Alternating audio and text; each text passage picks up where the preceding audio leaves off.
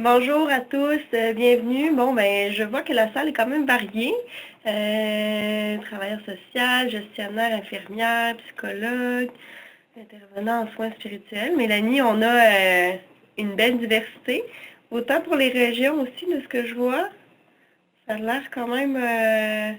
Puis au niveau des membres de la communauté de pratique, là, on est presque moitié-moitié. Ça va bien. Pour ceux qui veulent s'inscrire, là, on pourra mettre là, le lien vers l'inscription de la communauté de pratique là, à la fin du webinaire de Mélanie. Donc voilà, ben, je vous en ai parlé. On est avec nous Madame Couture, Mélanie Couture, que plusieurs doivent connaître en fait, parce que je vois qu'elle a créé un engouement. Je vous la présente un petit peu, mais j'ai quand même besoin de quelques notes parce que Mélanie a quand même une feuille de route exemplaire. Donc, Madame Couture est chercheure d'établissement au Centre de recherche et d'expertise en gérontologie sociale du centre-ouest de l'île de Montréal. Elle est professeure associée au département de psychologie de l'Université de Sherbrooke. Ses intérêts de recherche sont reliés à la maltraitance envers les personnes aînées, à la gérontechnologie, ainsi que l'amélioration du partenariat entre les aînés, les familles et les professionnels de la santé et des services sociaux. Alors, sans plus attendre, je vous rappelle en fait que le webinaire sera d'une durée d'environ 40 minutes, 40-45. Je sais que Mélanie a beaucoup de choses à dire. Et ensuite de ça, on pourra passer là, à la période de questions. Questions que vous pourrez poser là, dans le clavardage, comme Nicole vous a dit, et non dans l'onglet questions-réponses. Donc, aussi, là, pour vous informer, on va faire un enregistrement de ce webinaire-là et il sera disponible là, sur la plateforme, seulement le webinaire, l'enregistrement. Donc, sans plus attendre, Mélanie, je te cède la parole. Merci. Donc, bonjour à tous. Merci beaucoup d'être là. C'est super gentil de prendre votre heure de dîner pour m'entendre parler finalement des interventions du sein pour les prochains aidants. Donc, bon, tu m'entends pas? Oui, OK, c'est beau. OK. Donc, excusez-moi, on est en train, avec une nouvelle plateforme, de tester certaines choses. Donc, ça se peut qu'on ait des petits problèmes techniques. Donc, l'idée de base aujourd'hui, c'est que je vais vous présenter une revue systématique sur les interventions de soutien pour les proches aidants qui a été faite avec l'aide de Mylène Allary, Anne-Sophie Dubé et Sébastien Barber-Tigas également. Donc, l'idée, c'est vraiment d'avoir des résultats pour une vue d'ensemble sur plusieurs types d'interventions de soutien. Je sais que certains d'entre vous auraient peut-être préféré que j'approfondisse, mais là, ça va être vraiment, comme je dis, un survol global. C'est pour vous donner une vue d'ensemble. J'aurais pu faire une présentation d'1 heure sur chacune des catégories de soutien que je vais vous présenter. Mais ici, c'est vraiment juste pour vous faire une tête générale sur quelles sont les interventions de soutien pour lesquelles on a des preuves scientifiques, puis est-ce que ça marche, ça ne marche pas, et ça marche à quel niveau. OK? Donc, c'est ça qu'on va essayer de voir aujourd'hui ensemble. Attendez, j'ai des problèmes avec le PowerPoint. OK, bon, ça fonctionne. Il y a un petit délai, désolé. Donc, l'idée de base, c'est que, bon, tout le monde est au courant ou presque, c'est qu'au Québec, il y a beaucoup de proches aidants, comme il y a partout dans le monde. C'est dû en partie au vieillissement de la population. Et on estime environ à 1,5 million de proches aidants au Québec sur une population de plusieurs millions. Donc, ça fait que, ou bien vous en êtes un ou vous en connaissez, c'est presque certain. Selon le ministère de la Santé et des Services sociaux, les proches aidants, c'est toute personne de l'entourage qui apporte un soutien significatif, continu ou occasionnel, c'est important, occasionnel, à titre de non professionnel, à une personne ayant une incapacité. Donc, ici, on est parti du concept d'incapacité. Donc, un proche aidant, c'est quelqu'un qui a une incapacité. Vous allez voir plus tard, je vais vous montrer les types d'incapacités dont on a tenu compte pour préparer les résultats de la revue systématique aujourd'hui. Et il y a aussi l'idée de peu importe l'âge, la nature des incapacités de la personne aidée. Ça aussi, c'est important dans la présentation d'aujourd'hui parce qu'on a aussi été voir les proches aidants d'enfants et les proches aidants d'adultes. Donc, souvent, on s'attarde beaucoup aux proches aidants d'adultes, mais on a fait un effort pour aller voir les proches aidants d'enfants, qui est aussi une préoccupation du ministère de la Santé et des Services sociaux. Donc, la définition a toujours été comme ça depuis 2003, mais maintenant, on est beaucoup plus conscientisé que ça comprend des parents avec des enfants avec incapacité aussi, ou autres types de proches aidants qui s'occupent d'enfants avec incapacité. Fait qu'on ne faut plus juste penser personne aînée, il faut aller beaucoup plus loin que ça dans notre pensée et nos approches de soutien aux proches aidants. Donc, on peut être parent et proche aidant à la fois, c'est ça que ça veut dire, ou grands-parents et proche aidant à la fois. Donc, quand la personne demande plus de soins qu'on pourrait dire une personne normale, on considère qu'on tombe comme étant proche aidant et puis juste un proche nécessairement. Donc, ça l'ouvre, cette définition-là, à vraiment inclure de plus en plus de personnes à titre de proche aidant. Et d'où l'importance aussi d'aller faire des études sur des populations diversifiées et différentes sous-populations de proches aidants. Vous allez voir avec les données que je vais vous montrer aujourd'hui qu'il y a des trous. Mais au moins, en faisant cet exercice-là, ça nous a permis de voir où on manque d'informations. Donc, je sais que les intervenants, vous voyez des cas, vous avez probablement expérimenté des choses, mais aujourd'hui, je vais vraiment parler de ce qui a été testé scientifiquement. Donc, il y a des côtés positifs à être proche aidant, mais il y a aussi des côtés négatifs. Les données que je vous démontre, c'est que, bon, par exemple, il y avait 44% des personnes qui disaient ne vivre aucune difficulté à titre de proche aidant, ce qui est bon signe. Donc, ce n'est pas tous les proches aidants qui ont des difficultés. Par contre, quand les gens rencontrent certaines difficultés, c'est surtout au plan émotionnel, manquer de temps pour soi et pour sa famille, du stress et aussi de la fatigue. Donc, ça, c'est des aspects qui reviennent souvent, que vous entendez probablement aussi dans votre pratique, dans vos différents milieux de personnes de proches aidants que vous connaissez. Donc, en bref, ce que ça veut dire, c'est qu'on doit s'attarder à ces éléments-là quand on veut mettre des interventions de soutien pour les proches aidants, ou principalement ces éléments-là. Ce que la littérature nous dit, c'est que principalement, si on veut simplifier un peu la réalité, c'est que les proches aidants ont besoin principalement de deux choses, des besoins informationnels et des besoins de soutien émotionnel aussi. Donc, quand on parle informationnel, ça veut dire peut-être des informations par rapport à la condition de la personne dont ils prennent soin, aussi par rapport aux services. Donc, quels sont les services auxquels ils peuvent accéder pour eux-mêmes et pour leurs proches. Du soutien pour gérer les émotions négatives. Donc, être proche aidant, c'est relationnel. On fait affaire aussi en interaction avec différents services, systèmes de santé, avec la société en général. Donc, bon, il y a des émotions négatives qui se vivent. Donc, il y a un besoin de gérer ces émotions-là. Et il y a aussi les besoins de ce qu'on dit de répit. Ça revient un peu à ce qu'on disait tantôt par rapport à la fatigue, par rapport à du temps pour soi, du temps pour d'autres choses, du temps pour sa famille également, les autres membres de la famille aussi. Donc, nous, on est parti, je dois dire tout de suite, ça a été fait avec le ministère de la Santé et des Services sociaux qui ont financé cette revue thématique-là. Et la question de base qu'on est parti, c'est une question très large. Puis, je vais vous expliquer la méthodologie parce qu'on a pris une méthodologie un petit peu spéciale pour faire ça, compte tenu que la question était très large. L'idée de base, c'était quels sont les services de soutien pour les proches aidants qui ont été identifiés comme étant efficaces et acceptables pour les proches aidants.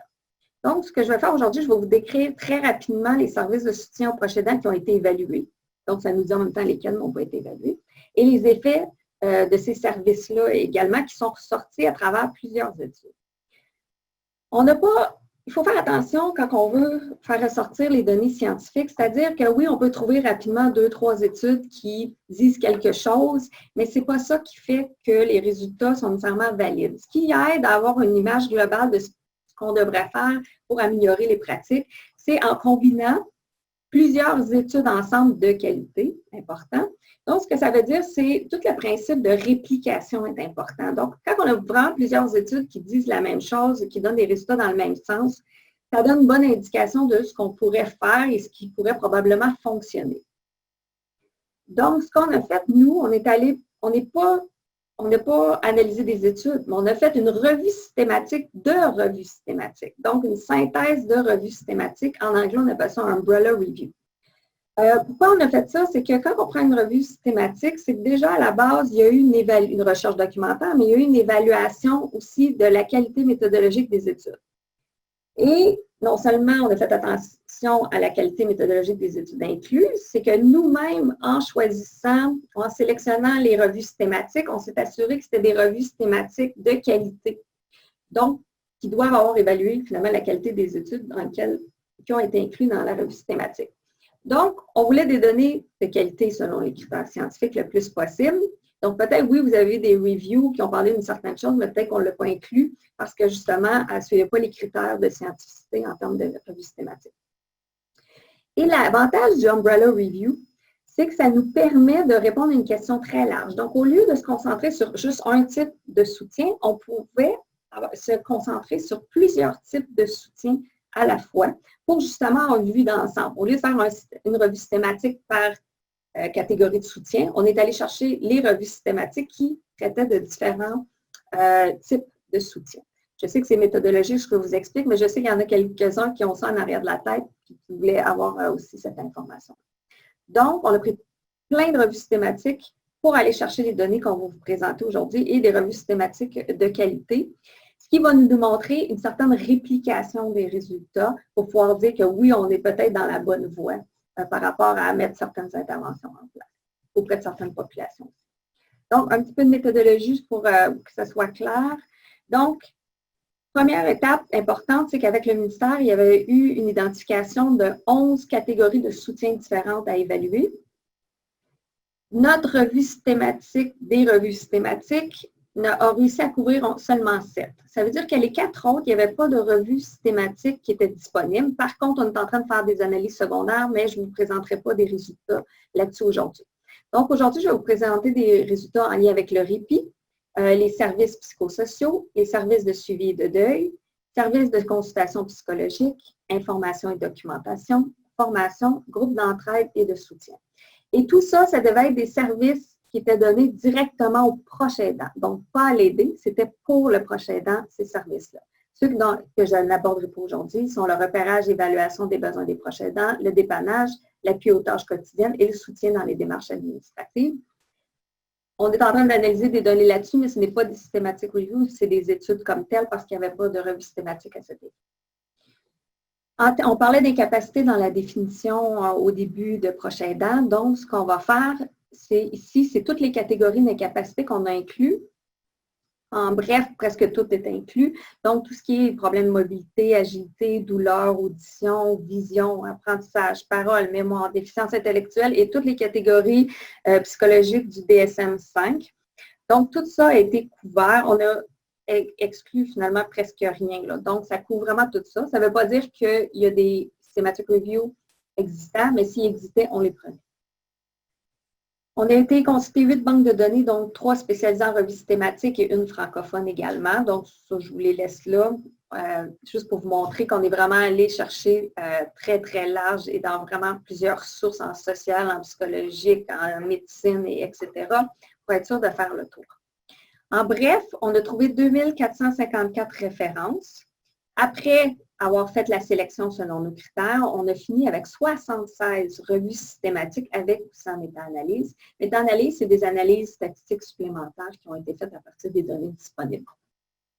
Donc, déjà, on peut avoir un certain constat, c'est que pour les proches aidants d'enfants, on est allé chercher 12 systematic reviews et 64 pour les proches aidants d'adultes. Donc, on peut voir déjà d'emblée qu'il y a beaucoup moins de données pour les proches aidants d'enfants que pour les proches aidants d'adultes. Okay. Donc, place à peut-être élaborer davantage en recherche, ce serait vraiment les proches aidants d'enfants, mais on va pouvoir en parler aussi. Les revues systématiques, ils ont pris leur essor tout au début des années 2000, donc ça fait à peu près une vingtaine d'années. Donc, on n'était pas surpris de voir que finalement, les revues systématiques qu'on a inclus se situent entre 2001 à 2018. Donc, on est rendu aux résultats. C'est vous que vous attendez. Au niveau des résultats, je vais commencer par le répit. Et pour les autres interventions de soutien, je vais fonctionner de la même façon. Vous allez voir cet acte-là de PowerPoint avec résultats. Vous allez avoir la catégorie. Ensuite, je vais vous donner la définition qu'on a utilisée pour choisir, pour que vous sachiez de quoi on parle quand on parle de répit. Puis ensuite, je vais vous montrer les résultats pour les enfants et les résultats pour les adultes. Et ensuite, on va passer à la prochaine. À la fin, je vais faire un résumé rapide des informations qui ont été recueillies. Puis je vais commenter un peu aussi les résultats en même temps. Ça va être plus simple comme ça. Et je vous dis tout de suite qu'il y a des catégories, comme on a pu voir, qu'ils ne sont pas couverts pour les enfants ou d'autres, ce n'est pas couvert pour les adultes. Vous allez voir, et j'ai mis comme en bleu les enfants et les résultats pour les adultes en vert, juste pour vous aider aussi à voir la différence. Donc, pour ce qui est du répit, ce qu'on considérait du répit, c'était un service généralement planifié, puis l'objectif, c'était de procurer du temps de détente si possible, afin de compenser le stress et la fatigue supplémentaire dû au fait d'être un proche aidant. On inclut là-dedans celui qui était fait à domicile, donc c'est quelqu'un qui se rend dans la maison qui fait le répit, l'hébergement temporaire dans un établissement public, une ressource, ou dans une ressource de type familial, maison de répit ou autre type de ressources qui offrent ce service, que ça peut être un camp spécialisé ou des choses comme ça. Donc, ce qui est ressorti par rapport au répit, c'est que, premièrement, il n'y a pas d'informations, il n'y a pas d'études qui ont été faites pour le répit pour les parents. Donc, pour les proches aidants d'enfants, il n'y a pas d'études qui ont été faites à ce niveau-là. Excusez, pas qu'il n'y a pas d'études, il n'y a pas de revue systématique qui a été faite à cet effet-là. Je sais qu'il y a très peu d'études également. Donc, ça serait peut-être un champ à aller plus loin. Les parents d'enfants avec incapacité ont besoin de répit également, mais on a très peu de données pour dire quel type de répit fonctionne ou c'est quoi l'effet exactement de répit. Donc, je vais vous parler des adultes compte tenu qu'il n'y a rien pour les enfants dans celui-là, alors que dans les autres, je commence par l'enfant en premier. Donc, il y a 3 revues systématiques qui ont évalué des interventions de répit, qui étaient principalement du répit à domicile ou en centre de jour. Et les populations qui ont été étudiées, c'est seulement les proches aidants de personnes avec démence. Donc, ce que je veux vous dire, c'est en lien seulement avec les proches aidants de personnes avec démence. Et contrairement à ce qu'on peut penser, bien, le répit, beaucoup de proches aidants le demandent, mais scientifiquement, ce qui est démontré à date, c'est que la seule chose qui a été modifiée ou améliorée par le répit, c'est la qualité du sommeil. Okay? Donc, malgré 3 revues systématiques, la seule chose qui ressortait, c'était l'amélioration de la qualité du sommeil. Ce que ça veut dire, c'est que, ou bien, ce qui a été étudié n'est nécessairement pas un bon type de répit, ou le répit ne fonctionne pas. Donc, il faut réfléchir, peut-être que c'est les modalités. Moi, ce que j'entends dans la pratique souvent, c'est que bon, les horaires sont plus ou moins utiles pour les personnes qui en ont besoin, ou que c'est pas assez long, ou que c'est pas au bon moment, ou etc. Donc, le répit, jusqu'à maintenant, en tout cas pour les personnes avec démence, c'est les données qu'on a, pour les proches aidants de personnes avec démence, la seule chose que ça fait, c'est améliorer la qualité du sommeil, c'est tout. Donc, ça n'a pas d'effet à d'autres niveaux. Si on va plus loin avec les services psychosociaux, c'est quoi les services psychosociaux? C'est des services offerts par des intervenants psychosociaux. Donc, on entend souvent les travailleurs sociaux, par exemple. L'objectif est vraiment d'améliorer le bien-être psychologique du proche aidant en interaction avec son environnement social. Donc, il y a un aspect vraiment psychologique et un aspect social qui est impliqué. Et ça permet aux proches aidants de faire face aux enjeux d'adaptation. Vous allez voir qu'on a une catégorie consultation psychologique qui est à part. Ça, c'est vraiment par les psychologues. Ici, on exclut ce qui a été fait par les psychologues uniquement.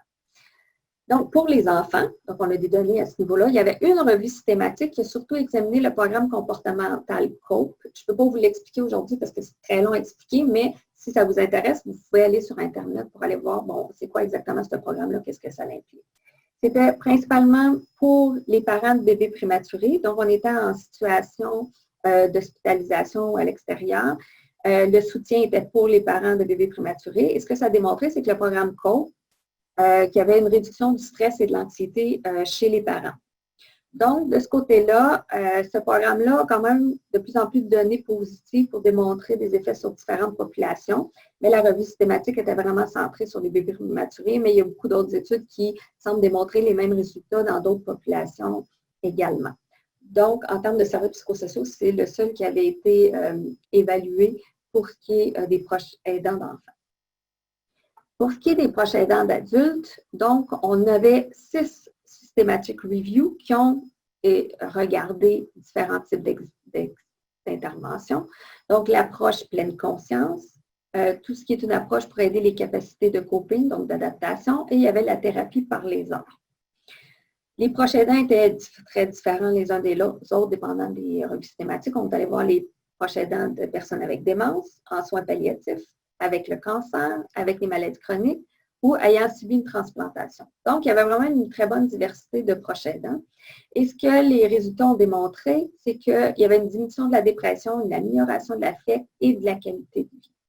Donc, pour les adultes, ce type d'approche qu'il faut dire, sont pas nécessairement données dans le système de santé, donc les pleines consciences ou thérapies par les arts, et même les capacités de coping, semble être une approche qui pourrait être intéressante à appliquer, qui a quand même été démontrée efficace pour plusieurs types de proches aidants d'adultes.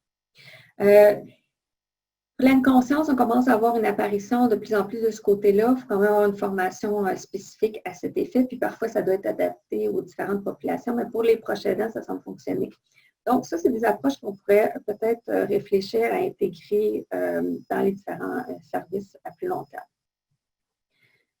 Quand on parle de suivi de deuil, donc il y a des services de suivi de deuil, on parle de services dont l'objectif est d'offrir du soutien psychologique ou psychosocial, mais spécifiquement dans le contexte de deuil. Donc, ça peut être avant le décès ou suivant le décès de la personne. Il y avait 2 revues systématiques qui regardaient cet aspect-là. C'était des interventions psychosociales avant ou après le décès, ou c'était intégré dans les soins palliatifs. Principalement par des travailleurs sociaux. Et ça a été fait avec des proches aidants de personnes avec démence ou avec maladie en phase avancée. Donc, finalement, c'est les populations qui sont beaucoup touchées par le suivi de deuil déjà d'avance. Ce qui a été démontré, c'est que les interventions psychosociales avant ou après, oui, à l'intérieur des soins palliatifs, aidaient vraiment à avoir un deuil dit normal, qui implique bien sûr quand même des difficultés ou des sentiments négatifs et tout ce qui va avec un deuil, mais ce n'était pas des deuils avec complications finalement. S'il y avait des complications, il y en avait moins. Donc, ça semble aider finalement à se remettre du décès de la personne ou même à l'anticiper jusqu'à ce niveau-là. Donc, ça vaut la peine d'avoir des interventions qui sont spécifiques au suivi de deuil, pour les proches aidants de personnes avec démence ou en maladie avancée pour aider au niveau du deuil. Quand je vous présente les résultats, souvent, il y a beaucoup d'autres variables qui ont été étudiées, c'est juste qu'elles ne sont pas ressorties significatives. Donc, ici, c'est les seules qui étaient ressorties significatives. Si on va maintenant au service de consultation psychologique, donc, comme je disais tout à l'heure, ceux-là, c'est vraiment spécifiquement fait par un psychologue. Donc, c'est des activités de psychothérapie ou d'intervention clinique. C'est pour un problème ponctuel ou justement situationnel, souvent en lien avec l'approche aidance, pour aider au fonctionnement psychologique à plus long terme. Donc, pour les enfants, il y avait une revue systématique et les types d'interventions examinés, c'était en ligne. Donc, c'était ça qui était le plus populaire en termes d'études, des solutions en ligne qui étaient en lien avec l'intervention parentale et la résolution de problèmes. Donc, c'était en ligne, mais fait par des psychologues. C'était pour les parents d'enfants ayant subi un traumatisme crânien que l'étude a été faite. Et ce qui a été démontré, c'est qu'il y a eu une amélioration des capacités parentales et aussi de l'ajustement psychologique des parents par rapport au traumatisme crânien de l'enfant. Donc, ça aussi, ça semble aider, mais comme je dis, c'est quand même dans une situation particulière. C'est pour les parents d'enfants ayant subi un traumatisme crânien. Et ça a été fait en ligne. Ce que j'ai vu aussi en faisant les études, c'est qu'il y a de plus en plus d'études sur des interventions faites en ligne qui sont faites. Et jusqu'à maintenant, les effets semblent très positifs. Donc, il ne faut pas partir niaiser en pensant que parce que c'est sur Internet, ça va être moins bon. Je vous dirais que jusqu'à maintenant, ça semble aider. Et aussi, il y a une accessibilité accrue. Parce que les gens, s'ils ne peuvent pas partir de la maison, au moins ils peuvent aller faire ou aller consulter un psychologue en passant par le web, qui peut être aidant, surtout quand on est proche aidant et qu'on est pris par nos responsabilités et qu'on peut difficilement sortir ou laisser la personne seule. Donc ça, il y a des possibilités à ce niveau-là. Pour ce qui est des consultations psychologiques pour adultes, on avait 5 revues systématiques. J'ai oublié de mentionner au début, les revues systématiques souvent incluent entre 4 et une trentaine, quarantaine d'études. Donc, quand on en accumule plusieurs, des fois, il y a des articles ou des études qui s'entrecoupent, mais normalement, on obtient au bout du compte quand même un bon nombre, entre 20 et 30 qui parlent du sujet, qui sont combinés, comme je disais. C'est habituellement celles qui ont les meilleures qualités méthodologiques qui sont incluses aussi. Donc, dans ce cas-ci, consultation psychologique pour les proches aidants d'adultes, 5 revues systématiques. Les types d'interventions examinées sont les thérapies cognitives comportementales, en personne ou en ligne, comme je disais, en ligne est de plus en plus étudiée, stratégie de coping en groupe ou individuel, ou counseling individuel ou familial. Toutes celles que je vous ai présentées antérieurement étaient en individuel. Donc là, ici, on parle aussi d'intervention psychologique avec un psychologue en groupe. Donc, c'était seulement pour les proches aidants de personnes avec démence. Comme je vous l'ai dit, il y a beaucoup de résultats pour les proches aidants de personnes avec démence, mais très peu pour les autres types de populations au niveau adulte. Ce que ces thérapies-là ont démontré, donc finalement de consulter un psychologue, que ce soit en individuel ou en groupe, dépendamment de la technique qu'ils utilisent, ça permet une diminution de la culpabilité en tant que proche aidant et une diminution du stress. Donc, vous voyez que les différentes interventions que je vous présente une après l'autre, ils ne jouent pas nécessairement sur les mêmes variables ou l'effet n'est pas nécessairement au même endroit. C'est important parce que vous allez voir que des fois, une combinaison, tout à l'heure, je vais vous parler des combinaisons d'intervention, va souvent avoir un meilleur résultat que juste un type. Parce que comme vous voyez, à date, ça ne joue pas sur les mêmes choses. Donc, ça l'aide les proches aidants, mais de façon différente, selon les types. Maintenant, on parle d'information documentation. Donc, information documentation, c'est les services dont l'objectif est de renseigner. Donc, ça peut être sur les droits ou sur les services disponibles pour les proches aidants. Il y a beaucoup d'interventions, des fois, il y a beaucoup d'approches qui consistent à, bon, on va donner un pamphlet, on va mettre un site web, on va donner de l'information, puis souvent, c'est des interventions qui ne sont pas nécessairement évaluées. Donc, ici, il y en a quelques-unes qui ont été évaluées. C'est important parce que, comme vous avez vu, au début, on parlait qu'un des besoins principaux des proches aidants, c'était les besoins informationnels. Mais est-ce que de le faire de cette façon-là, ça fonctionne? Donc, pour les enfants, il n'y avait aucune revue systématique qui parlait des interventions d'information de documentation. Pour les adultes, il y avait seulement une revue systématique. Comme je vous ai dit, c'est le type d'intervention qui est beaucoup fait sur le terrain de donner de l'information, mais qui est rarement évalué. Donc, on ne sait pas au bout du compte si finalement l'information qu'on donne est utilisée ou aide finalement à quelque chose au bout du compte. Donc, ici, on parlait d'information passive, c'est-à-dire un livret, ou active, il manque un A, on ne l'a pas vu. Par exemple, présentation ou discussion avec des experts. Ces revues systématiques étaient auprès des adultes ayant un accident cérébrovasculaire. Donc, ici, la seule chose que ça fait, puis c'est souvent ça qui arrive, c'est que ça améliore les connaissances. Donc, quand on fait de l'information de documentation, ça va aider à avoir d'autres connaissances, mais ça ne jouera pas habituellement sur les besoins émotionnels ou d'autres types de besoins. Et c'est ça que j'entends quand je fais souvent des évaluations de programme, c'est que c'est beau l'information, c'est remplir un des besoins, mais il faut aller plus loin pour remplir les besoins émotionnels aussi qui vont avec ça. Comme je vous ai dit au début, c'est les besoins principaux des proches aidants. Il faut toujours penser quand on met des choses en place que ces deux besoins-là de base, information et émotionnel, qui doivent être mis ensemble habituellement pour que le proche aidant sente que ses besoins sont comblés. Donc, oui, ça améliore les connaissances, mais ça va juste améliorer les connaissances. Comme j'ai dit, vous voyez, hein, ce n'est pas toujours les mêmes variables selon les types jusqu'à maintenant. Formation. Là, on tombe dans un peu plus élaboré, donc ce n'est pas juste donner un livret ou faire une présentation où les gens sont beaucoup plus passifs. Ici, on veut que les gens acquérissent des connaissances et des compétences en lien avec leur rôle et leurs propres besoins. Donc, pour être en mesure de combler leurs propres besoins, ça peut être des ateliers. C'est beaucoup plus interactif où les personnes sont amenées à intégrer dans leur vécu ou dans leur façon de faire l'information qu'ils ont reçue et les compétences qu'ils ont appris aussi à ce niveau-là. Pour ce qui est des enfants, donc c'est ici finalement pour les proches aidants d'enfants qu'on voit le plus de données scientifiques.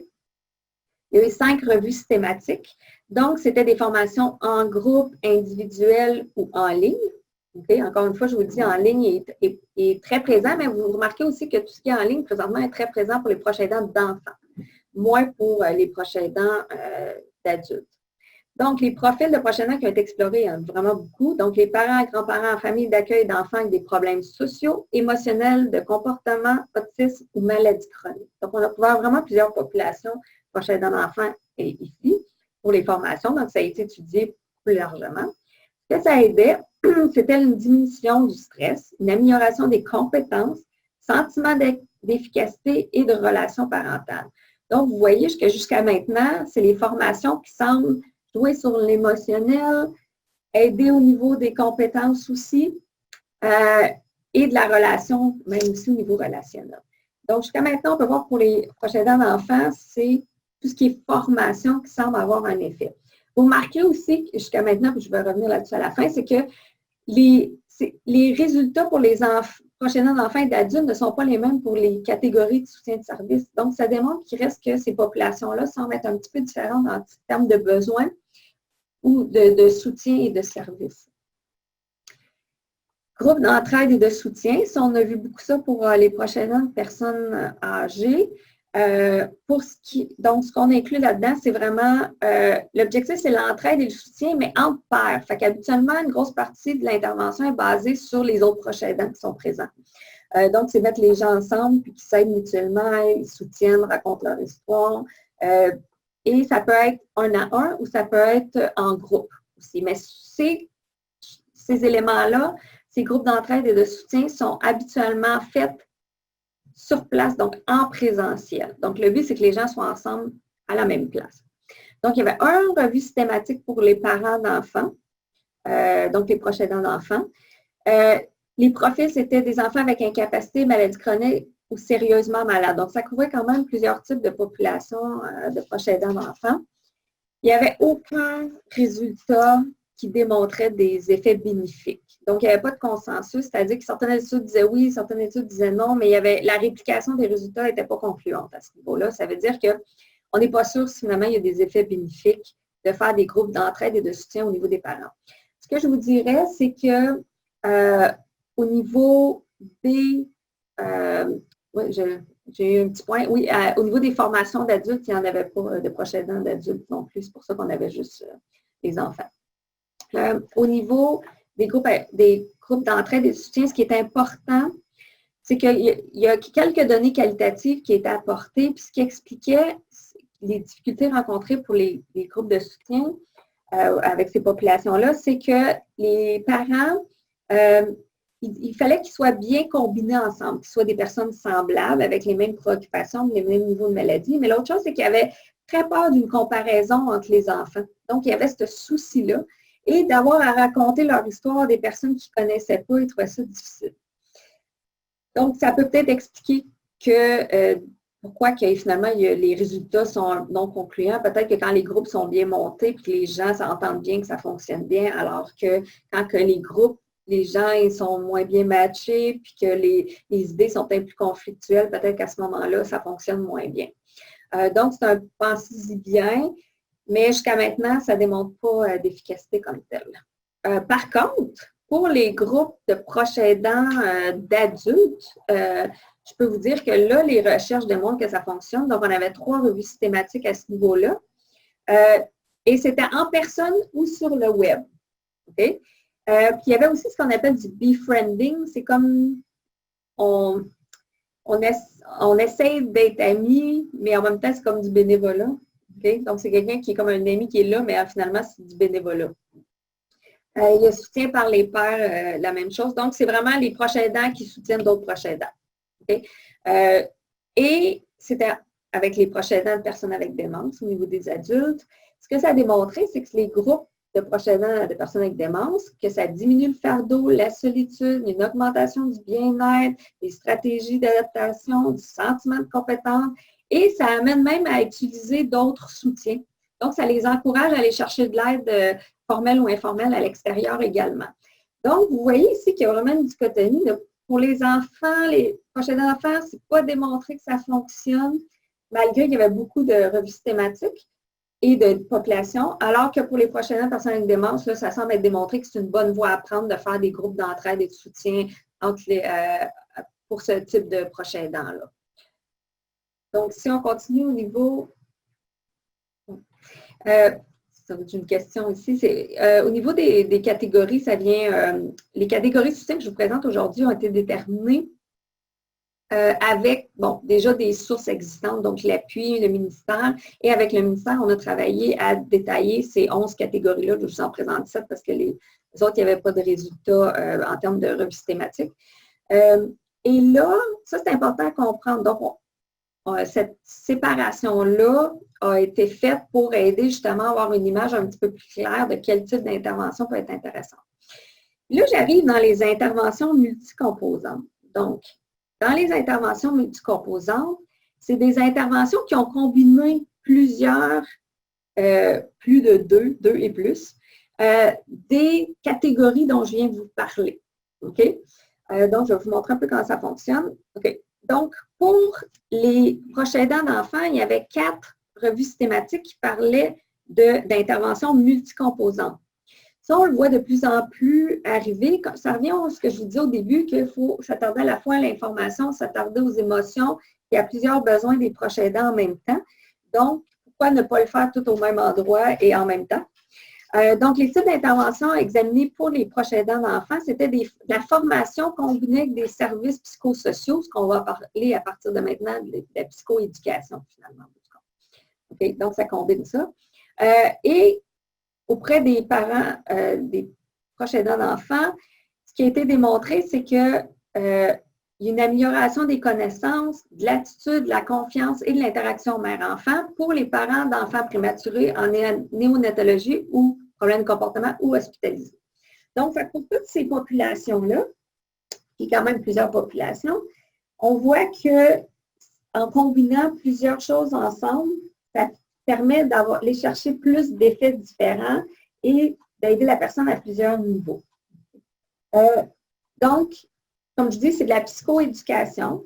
On soutient finalement du côté de l'information et des compétences, en plus de soutenir sur le plan émotionnel. C'est ça qu'on appelle la psychoéducation.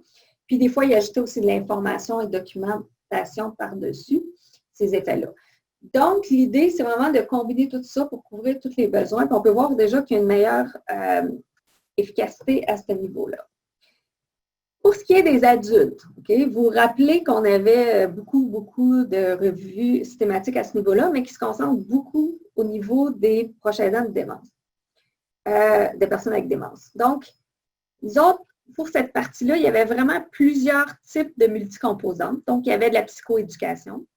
Il y avait de la psychoéducation au niveau, il y avait 7 revues systématiques qui parlaient de psychoéducation. Il y en avait 7 qui parlaient de psychoéducation avec l'ajout d'informations et de documentation. On avait 10 qui parlaient de psychoéducation, plus un groupe d'entraide et de soutien, comme je vous disais, entre les pairs. Psychoéducation avec consultation avec un psychologue, 4 revues systématiques. Psychoéducation, plus 2 ou 3 autres catégories, il y en avait 9. Et il y avait plein d'autres combinaisons, toutes mêlées aussi, il y en avait 7. Donc là, je vais vous présenter les résultats par rapport aux 4 premières, parce que les 4 dernières étaient un peu dures à conjuguer ensemble, surtout une présentation si courte que ça. Mais ça va déjà vous donner beaucoup d'informations sur justement l'efficacité des multicomposantes. C'est ça que je pense que vous devez retenir, c'est que tout ce qui est multicomposante est plus efficace à plusieurs niveaux. Et vous avez vu au début comment chacun des types couvrait quelques variables, mais différentes. Okay? Donc, pour avoir le tout, il faut tout combiner ensemble finalement. Donc, je vais vous montrer ça plus spécifiquement. Donc, on peut voir ici que pour psychoéducation, je n'ai pas toutes mis les variables parce qu'il y en a vraiment beaucoup dans chacun. Et je voulais juste vous montrer la vue d'ensemble. Comme j'ai dit aujourd'hui, je ne peux pas aller en détail dans grand-chose, mais pour vous donner une idée globale de peut-être vers où mettre votre intérêt ou vos efforts. Donc, pour ce qui est psychoéducation, ça l'aidait au niveau des connaissances, de l'adaptation psychologique, du soutien et au niveau relationnel. Donc, en termes de relations familiales et relations avec la personne aidée également. Si on fait de la psychoéducation avec de l'information, ça faisait la même chose, mais ça ne jouait pas sur le relationnel. Demandez-moi pas d'expliquer pourquoi tout d'un coup mettre de l'information, ça n'aide plus le relationnel. Mais ce qu'on peut voir par contre, c'est que connaissance, adaptation psychologique et soutien, c'est encore couvert à ce niveau-là. Si on prenait psychoéducation avec groupe entre pairs, comme on disait tout à l'heure, donc d'entraide, encore on couvrait connaissance, adaptation psychologique, soutien et relationnel à ce niveau-là. Et finalement, psychoéducation avec consultation psychologique, ça l'aidait à l'adaptation psychologique et au relationnel. Probablement qu'avec le psychologue, c'était peut-être des points qui étaient plus travaillés aussi. Mais ça jouait moins au niveau de connaissance et de soutien. Il faut tenir compte aussi que quand on met plusieurs interventions ensemble, à un moment donné, la personne absorbe, mais elle ne peut pas peut-être tout absorber. Comme par exemple, si on met psychoéducation plus de l'information, peut-être que l'information est de trop, puis la personne, ça fait trop de choses à gérer en même temps. Et ce qu'on peut retenir, c'est que certaines combinaisons, selon le tableau, semblent bien fonctionner pour couvrir peut-être tous les besoins de la personne, du proche aidant. Mais là, je suis l'adulte, faites attention, je vous ai montré enfant avant, on a moins de résultats, mais qui démontre quand même que multicomposante semble être quelque chose de préférable. Donc, pour ce qui est des adultes, on peut aller vers psychoéducation. Donc, on donne l'information, du soutien émotionnel dans le cadre de la même intervention. et du training et des compétences. Et il y a le côté aussi, donc pour la psychoéducation, peut-être avoir un groupe de soutien en plus, c'est peut-être une avenue à avoir sur place. Donc, quand je parle de psychoéducation, c'est bien important de comprendre, c'est pas juste donner de l'info, hein, c'est du training, donc d'intégrer des compétences et de les appliquer dans sa vie aussi, en plus d'avoir le soutien émotionnel qui va avec. Il faut vraiment penser en termes de psychologique, social et informationnel pour aussi avoir un tout intéressant. Puis, ce que les gens disent quand ils font des groupes d'entraide, c'est que ça amène le besoin de normalisation. Fait qu'on voit ici le groupe, c'est que quand on est avec d'autres mondes qui vivent la même chose, on se sent moins seul, on se sent moins anormal. Et des fois, on n'est pas capable de parler à sa famille de certains points parce qu'on dit, il ne comprendra pas, on ne veut pas leur mettre un fardeau supplémentaire, alors que de parler avec d'autres proches aidants, ça permet de se comprendre mutuellement et de pouvoir ventiler sur certains points qu'on n'oserait pas le faire avec notre famille, avec lesquels on est impliqué émotivement. Donc, tous ces points-là sont super importants pour se rappeler. Donc, en résumé, je vous ai fait un petit résumé visuel. Pour les proches aidants d'enfants, les effets bénéfiques sont les suivants. Donc, services psychosociaux, on parle que ça diminue le stress et l'anxiété. Les consultations psychologiques, ça peut aider au niveau des capacités parentales et ajustements. Comme je dis, il faut revenir quand même au PowerPoint initial pour voir sur quelle population ça peut être bénéfique parce qu'il y a beaucoup moins d'études et de systematic review par rapport à ces populations-là. Par rapport à la formation, donc, ça aide à diminuer le stress, à augmenter les compétences, sentiment d'efficacité, relations parentales. Groupe d'entraide, on n'avait pas vraiment de résultats concluants pour les proches aidants d'enfants. Et pour les multicomposantes, ce qu'on voyait, c'est que ça aidait aux connaissances, l'attitude, la confiance et l'interaction mère-enfant. Donc, si on regarde pour les parents d'enfants, ce qui ressort, ce serait peut-être que la formation, comme je dis, c'est très différent. Proches aidants d'enfants, les résultats sont différents que les proches aidants d'adultes. Donc, pour eux, ça serait vraiment des multicomposantes, donc psychoéducation. Donc, ça comprend la formation et les services psychosociaux qui semblent être une avenue quand même à prendre pour ce type de population-là.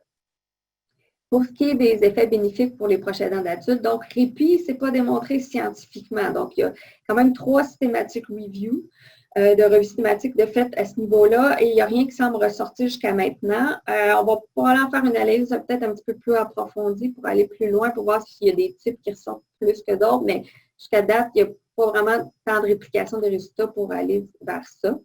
Mais quand on est sur le terrain, souvent, on entend dire que ça l'aide. Donc, qu'est-ce qui se passe? Je ne sais pas. Ça fonctionne probablement pas pour tout le monde. C'est peut-être ça qui explique les résultats. Au niveau des services psychosociaux, ça diminue la dépression, ça améliore l'affect qualité de vie. Suivi de deuil, ça aide à avoir un deuil plus normal et moins de complications. Consultation psychologique, ça aide au niveau de la culpabilité et du stress. Information de documentation, c'est supposé de faire ça, c'est d'aider au niveau des connaissances. Et les groupes d'entraide, ça aide au niveau du fardeau, bien-être, coping, sentiment de compétence, solitude, et ça amène même à utiliser d'autres services.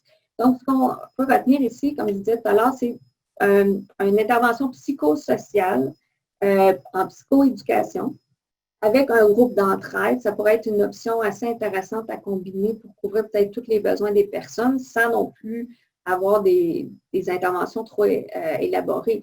Nous, on avait fait ici au Centre de recherche avec Isabelle Van Pavenage un projet où il y avait des groupes de psychoéducation pour les proches aidants en soins palliatifs où on donne l'information, mais il y a un temps de discussion et d'intégration aussi. Et ça avait quand même assez bien fonctionné. Donc, le côté des gens se parlent ensemble, plus le côté éducation ensemble, très important pour bien soutenir les proches aidants. Donc, en conclusion, on ne va pas pire dans les détails. Donc, vraiment, je pense qu'il faut aller de plus en plus pour les deux groupes, donc proches aidants d'enfants et proches aidants d'adultes, dans des mesures de soutien multicomposantes et, si possible, tout au même endroit et donné par les mêmes personnes. Donc, l'idée, c'est d'avoir une petite équipe qui s'occupe des proches aidants qui est là. Parce que c'est ça qui démontre qu'il couvre le mieux les besoins des proches aidants à différents niveaux, donc en termes de connaissances et besoins émotionnels aussi. Il va falloir faire attention dans les études et de continuer surtout à étudier les proches aidants d'enfants, parce que les proches aidants qui sont parents versus qui sont autres types de proches aidants, ça semble être différent et les besoins semblent être différents. J'irais même plus loin d'aller peut-être faire une évaluation des besoins plus approfondis des proches aidants d'enfants, puis aussi de d'autres populations de proches aidants d'adultes qui ne sont pas justement de personnes aînées avec démence, donc d'aller un petit peu plus loin pour les autres types de populations adultes. Je pense tout à fait à tout ce qui est traumatisé crânien, qui sont de début de vingtaine jusqu'à dans 70 ans. Avec cette problématique, les proches aidants sont impliqués. Fait qu'il y a des problématiques autres à aller étudier à ce niveau-là. Puis les enjeux de généralisation de ce que je vous ai présenté aujourd'hui. Comme j'ai dit, il y a certains types de proches aidants qui ont été évalués, d'autres pas. Fait qu'il faut faire attention de tirer conclusion en lien avec les proches aidants qui ont été étudiés et pas ceux qui n'ont pas été étudiés. C'est surtout les variables psychologiques et presque très peu de variables sociales. Je vous ai parlé un peu de relationnel, mais ça manquerait, je pense, à ce niveau-là. Puis l'utilisation des services aussi. Donc, quand on les aide, est-ce que ça l'aide à l'utilisation des services aussi? Et il y a beaucoup de systematic review qui excluaient les études qualitatives. J'ai quelques résultats qualitatifs qui sont inclus, mais souvent, ça a été exclu. Alors que, justement, dans certains cas, les données qualitatives nous permettaient de mieux comprendre pourquoi ça fonctionnait ou pourquoi ça ne fonctionnait pas et de donner des détails plus spécifiques sur comment l'implanter pour que ça se passe bien puis que, justement, on ait les effets voulus. Fait qu'il faut aller un petit peu plus de ce côté-là également. Comme j'ai dit, ça aurait été agréable de pouvoir aller en profondeur dans chacun, mais l'idée, c'est juste pour ressortir les grandes idées de base et quelle voie peut-être à prendre dans le futur pour être capable de mieux soutenir les proches aidants. Merci beaucoup. Donc, comme j'ai dit, ça a été financé par le ministère de la Santé et Services sociaux. Et ça a été structuré aussi avec eux pour répondre à des besoins, des questionnements qu'il y avait eux autres aussi à ce niveau-là.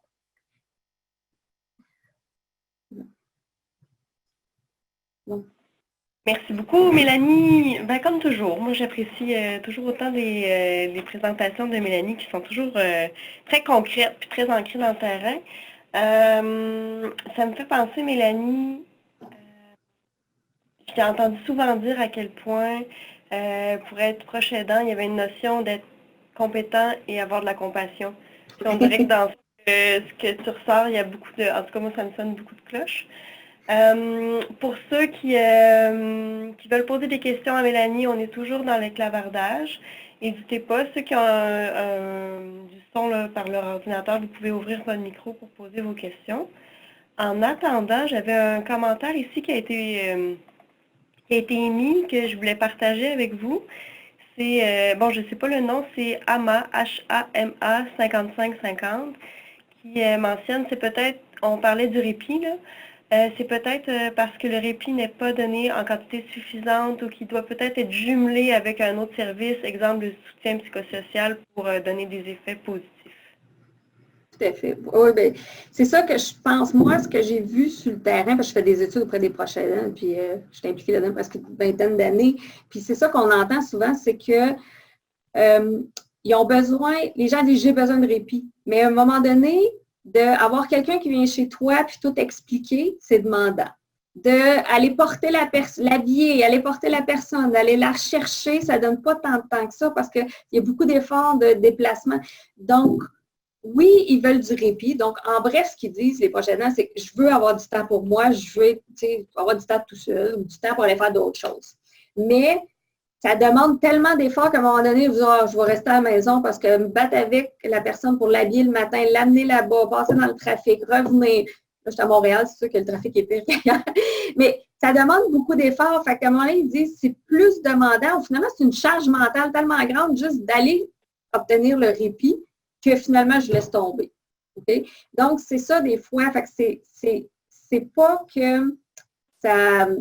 que les gens n'ont pas besoin. Je pense que c'est le format là, où il y a quelque chose qui ne marche pas dans comment on le donne. Parce que le besoin est là, c'est clair, les proches aidants le disent, tous les proches aidants le disent, mais comment qu'on pourrait réfléchir pour avoir un format de répit qui amène du vrai répit? Moi, je pense que c'est plus là qu'on est rendu à ce moment-là. C'est intéressant. Puis il y a Appuie la salle. C'est la salle, le numéro de la salle, excuse. C'est par rapport au répit, on mentionne que ça améliore la qualité du sommeil, mais est-ce que ça ne pourrait pas améliorer la qualité du sommeil, ne pourrait pas améliorer d'autres aspects finalement du proche aidant? Bien, c'est ça, bien là, je n'ai pas devant moi, mais il y a beaucoup d'autres variables qui ont été testées. On s'entend que c'est vraiment pas juste le sommeil qui a été évalué, puis c'est la seule variable qui ressortait. Donc, si l'amélioration du sommeil aurait un effet sur d'autres variables, on l'aurait vu. Et c'est ça, puis comme je dis, c'est beaucoup de... Je me souviens bien, je vais juste regarder, c'est que j'ai mes papiers devant moi là, pour essayer de... Parce que je sais qu'il y a des réponses plus précises qui vont sortir. Au niveau du répit, comme j'ai dit, il y en avait 3 revues systématiques comme telles. Et les variables qui ont été évaluées, c'était l'institutionnalisation, la dépression, l'anxiété, le stress perçu, le soutien affectif, la confiance envers le soutien, le fardeau. Donc, tout ça a été étudié, mais il y a comme rien pour lesquels il y avait un consensus.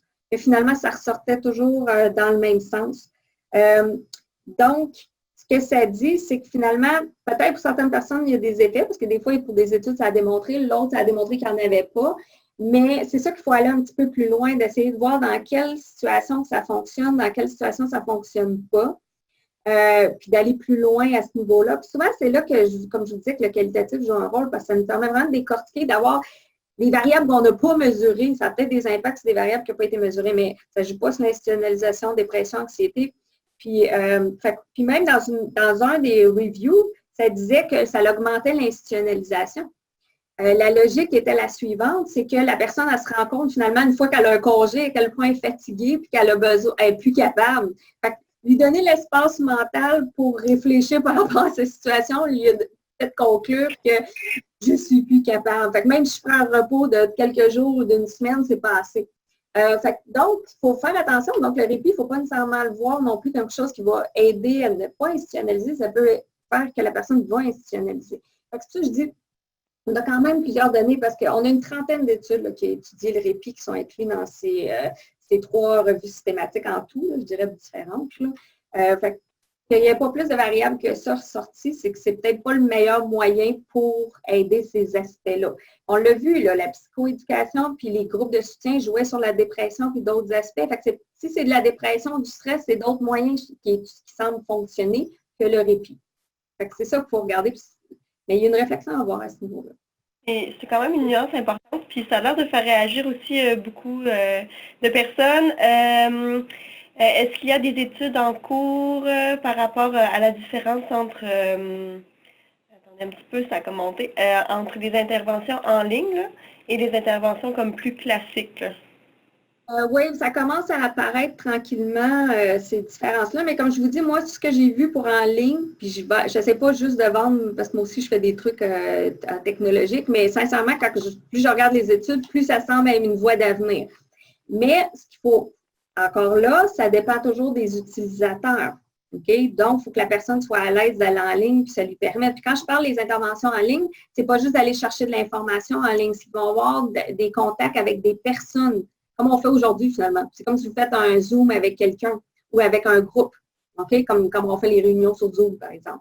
Donc, il y a un contact humain. C'est pas juste, j'ai des trucs en ligne, je pèse dessus, puis c'est tout, OK? Il faut que le contact humain soit intégré dans les volets technologiques pour que ça semble jouer un rôle. Okay? Parce que là, il faut aller plus loin que juste donner de l'information, comme je vous dis. Il faut l'intégration, puis il faut un contact aussi pour aider l'émotionnel. Je pense, par exemple, on a eu un webinaire de Mme Véronique Dubé il y a quelques temps qui parlait là, de 2 outils là, en ligne. Là. Vous pourrez aller voir sur la plateforme de la communauté de pratique. C'était le 30 octobre que ça a eu lieu. Ça peut donner aussi quelques idées. Une autre question. À ce moment, il serait bien de faire la différence entre le répit à domicile vs un répit à l'extérieur du domicile. Les résultats sont par rapport aux deux. Donc, c'est ça, c'est que ce n'est pas démontré nécessairement que ça fonctionne. Ce que je vous dirais, c'est que le taux de satisfaction est plus élevé pour quand c'est à domicile. Mais ça doit être bien fait. C'est-à-dire que si c'est une personne qui vient à domicile, vous avez confiance. Parce que les prochaines s'ils n'ont pas confiance en la personne, s'ils n'ont pas, puis il faut qu'ils répètent leur histoire à chaque fois parce que c'est une nouvelle personne, ça ajoute à la charge mentale et ce n'est pas efficace. Mais quand vous avez une personne avec laquelle la personne aidée s'entend bien, si on l'entend souvent, que ça a cliqué au niveau personnalité ensemble, puis que vous savez que le prochain si je m'en vais, mais il y a du fun avec la personne qui est là, ça l'aide beaucoup. Mais je vous dirais qu'à domicile, c'est plus prometteur du fait que la personne n'a pas toute la charge mentale de habiller la personne, la sortir et se déplacer avec, ce qui lui fait perdre du temps de répit au bout du compte, là, puis qui demande beaucoup d'efforts. Donc, ça oui, à domicile. De Martine Dallaire aussi. C'est à suivre.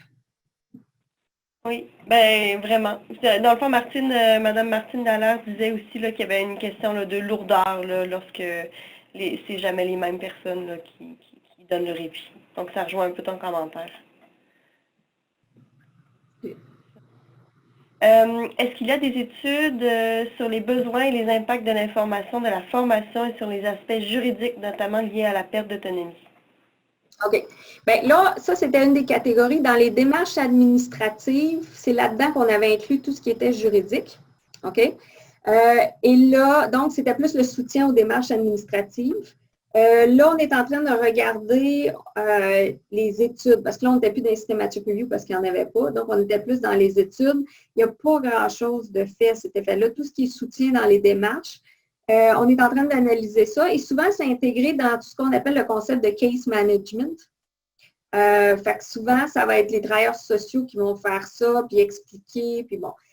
Donc, on est en train de faire une sous-analyse, je dirais, de ce parti-là là, présentement, mais à partir d'études et non d'indices dernières années et non de systematic review parce qu'il n'y en a pas.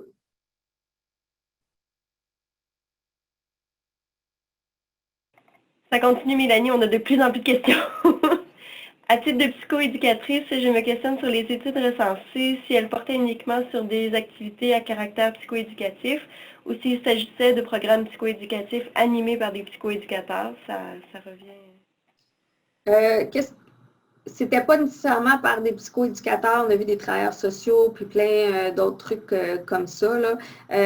Donc, ce que je vous disais, c'est que c'était des systematic review, fait que c'est beaucoup de types d'interventions quand même qui se ressemblent mais qui sont différentes. Fait que probablement que je peux répondre oui et non à la fois dans cette catégorie-là. Comme je dis, il faudrait que j'analyse plus en profondeur dans chacune des études incluses dans les systematic review à ce niveau-là. On est en train d'écrire justement l'article qui va aller avec, qui va avoir beaucoup plus de détails. Puis, je vois aussi, selon l'intérêt, que je vais probablement faire à un moment donné aussi des présentations plus spécifiques sur certains types pour pouvoir aller plus en profondeur et expliquer les nuances comme telles. Là. Je sais qu'il y a un besoin pour ça aussi. Je vois le temps qui file, Mélanie. Il y a encore quelques questions. Nicole, je lancerai peut-être le sondage de satisfaction si c'est possible. Oui, je vais le mettre ici dans le classage et puis aussi, vous allez avoir aussi s'il y a des gens qui quittent, là, qui n'ont pas le temps de le compléter, il va apparaître dans une fenêtre là, quand vous allez fermer la fenêtre Zoom. Donc, pour ceux qui quittent, là, j'ai vu que ça commençait à filer vers d'autres rencontres. Là. Vous pouvez peut-être prendre le temps avant de quitter de répondre au questionnaire. Ça nous aide à modifier là, notre fonctionnement. C'est la première fois qu'on utilisait la plateforme Zoom de notre côté. Puis ça peut aussi donner là, à Mélanie là, quelques informations. Mélanie, est-ce qu'on a le temps pour les 2 dernières questions? Oui. Je vais répondre rapidement. Hein? Répondre rapidement. Au-delà d'un dépliant, je crois que l'accompagnement est central. Est-ce qu'il y en a? Si oui, fait par qui? Pour répondre à quel type de besoin? L'accompagnement, je dirais, c'est souvent tout ce qui est soutien émotionnel. Comme on a vu, groupe d'entraide entre proches aidants aide cet aspect-là. Sinon, un travailleur social, ça fonctionne aussi. Les psychologues, c'est beaucoup plus en termes d'aller vraiment par rapport à des problèmes ponctuels ou précis, là, des plus, je dirais, crises à aller développer ou à aller plus loin, là, le relationnel. Mais sinon, entre pairs, ça semble faire un bon job, là, je dirais, à ce niveau-là. Puis sinon, il y a l'appui qui redemande là, au niveau de l'aspect des données qualitatives là, de la proche aidance. Comment est-ce qu'on pourrait les utiliser là, pour pouvoir améliorer les services? Moi, je fais beaucoup d'évaluations de programme, puis je fais toujours habituellement du mix si possible. C'est-à-dire que je vais aller voir des questionnaires pré-poste, avant et après, mais je vais aussi faire des entrevues avant sur les attentes envers le programme pour justement aller voir finalement qu'est-ce qu'ils recherchent, c'est quoi leurs besoins. Parce qu'à la fin, des fois, ça explique pourquoi ça ne fonctionne pas, parce que le besoin ne concordait pas avec la méthode ou le soutien choisi. Et refaire des entrevues à la fin en lien, pas juste avec l'efficacité, qu'est-ce que ça vous a aidé, mais en lien aussi avec qu'est-ce qu'on peut faire pour améliorer le programme en termes de logistique. Parce que moi, ce que j'ai vu des fois, c'est des détails. Il n'y a pas de stationnement, le monde trouve ça difficile. tu mets un stationnement, tout le monde est heureux. Fait que des fois, c'est pas le programme comme ça, c'est toute la logistique du avant puis du après, ou l'horaire de bus, ou peu importe, qui va faire une grosse différence dans la charge mentale que le prochain aidant a pour aller chercher le service. Donc, il faut penser plus loin que le service en soi, mais l'accessibilité, puis la facilité d'utilisation. Fait que tout ça doit être combiné pour que ça fonctionne bien, sinon les gens ne reviennent pas ou l'effet est moins grave parce que c'est trop compliqué. C'est ça que j'aurais à dire à ce niveau-là. Merci énormément, Mélanie. Merci. C'est toujours un plaisir, en fait, de t'avoir en webinaire avec nous.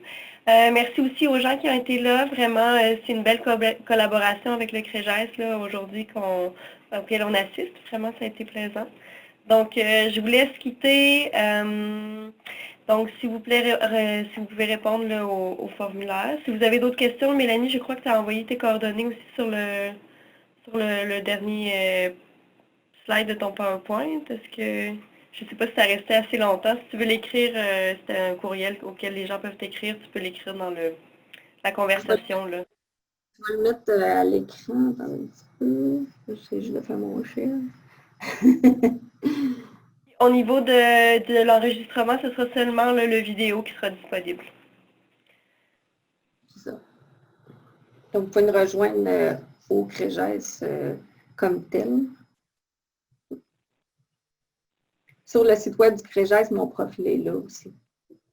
Oui, puis vous êtes aussi là, sur la communauté de pratique aînée. Je vais joindre le lien là, pour ceux qui veulent s'inscrire.